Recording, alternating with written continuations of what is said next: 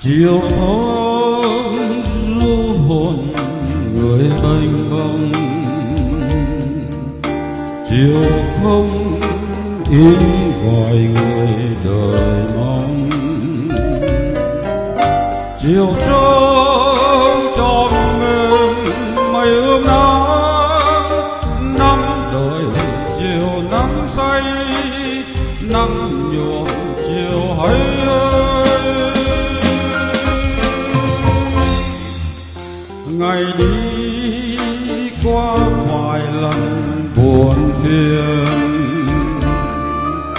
người quen với cuộc tình đào điên, người quen một vòng tay ôm nhớ, có buồn nhưng vẫn chưa bao giờ bằng hôm nay.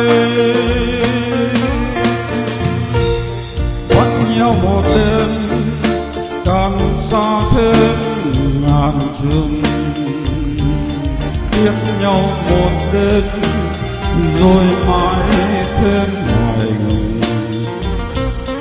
Bao lâu rồi tiếc những ngày còn âu thơ, lần tìm trong nụ hôn lời nguyện xưa mặn đắng. Về đâu tâm hồn này bềnh bông, về đâu thân này mòn mỏi không,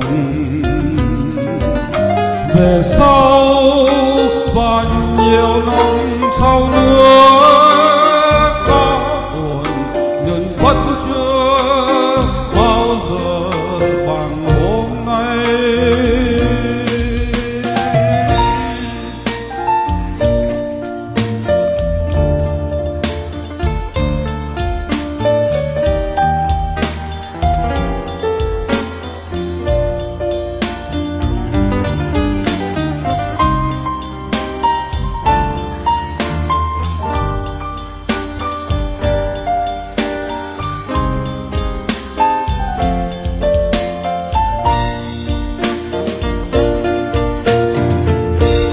Vắng nhau một đêm càng xa thêm ngàn trượng, tiếc nhau một đêm rồi mãi thêm ngày ngừng.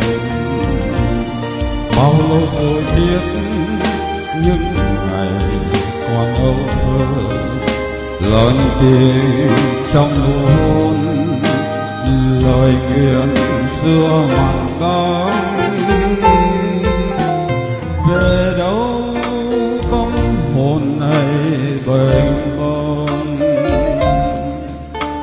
về đâu thân này mòn mỏi không, về sau và nhiều năm sau nữa có buồn nhưng vẫn